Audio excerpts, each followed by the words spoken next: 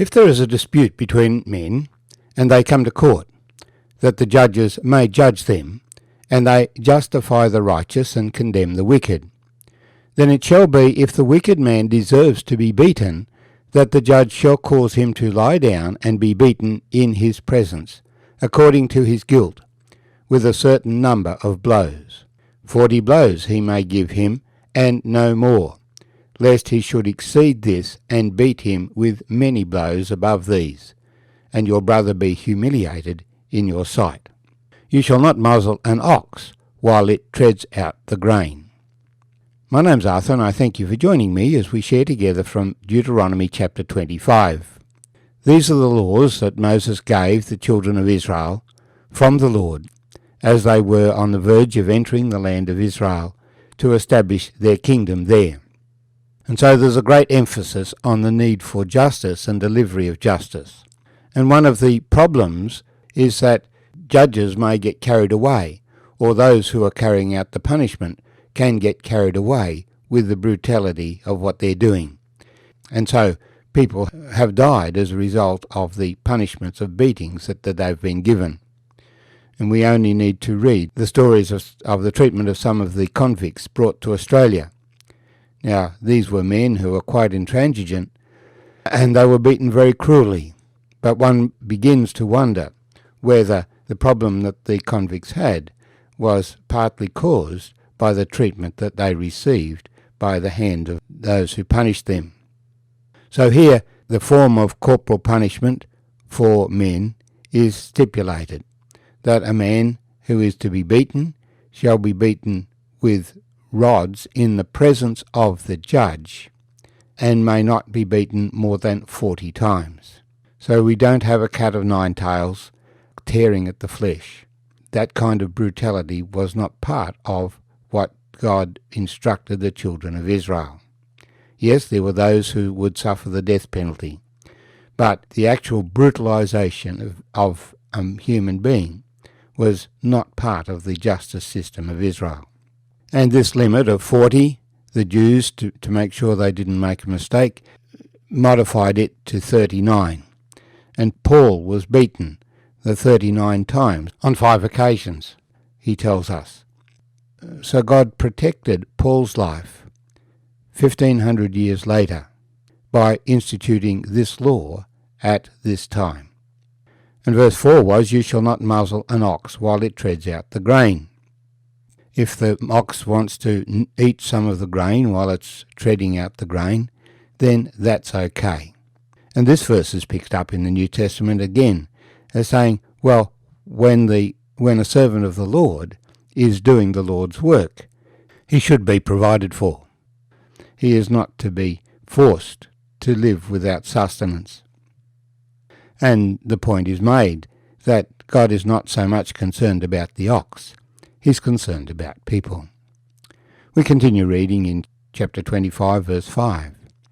If brothers dwell together, and one of them dies, and has no son, the widow of the dead man shall not be married to a stranger outside the family.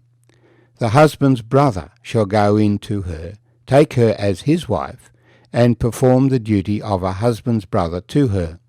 And it shall be that the firstborn son which she bears will succeed to the name of his dead brother, that his name may not be blotted out of Israel.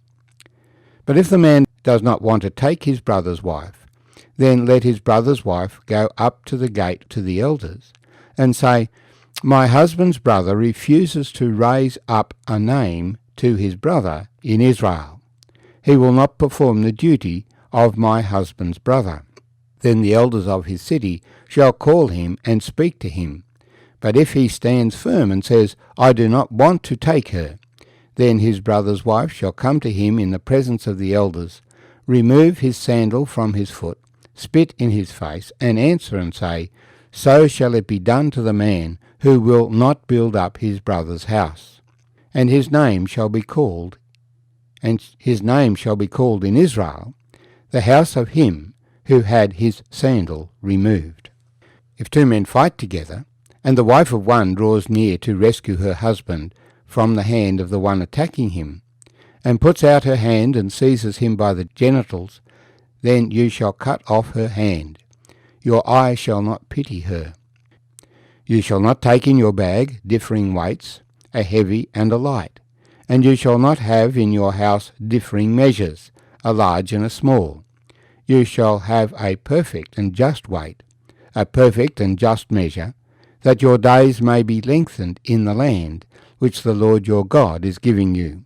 For all who behave unrighteously are an abomination to the Lord your God. Remember what Amalek did to you on the way as you were coming out of Egypt, how he met you on the way and attacked your rear ranks, all the stragglers at your rear, when they were tired and weary. And he did not fear God.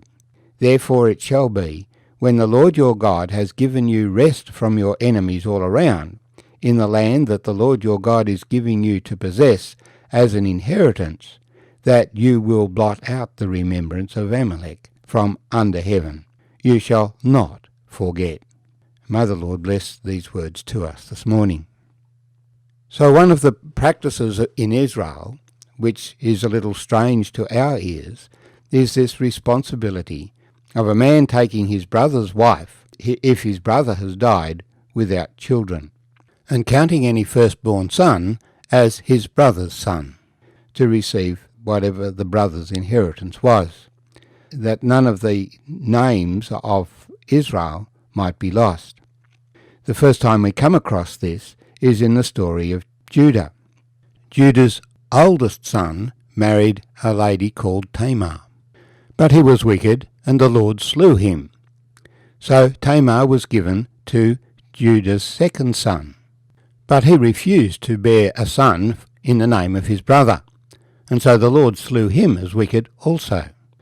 Then there was one brother left, but he was quite young, and so Judah, fearing that the third brother would die also, sent Tamar back to her father's house until his youngest son should grow up.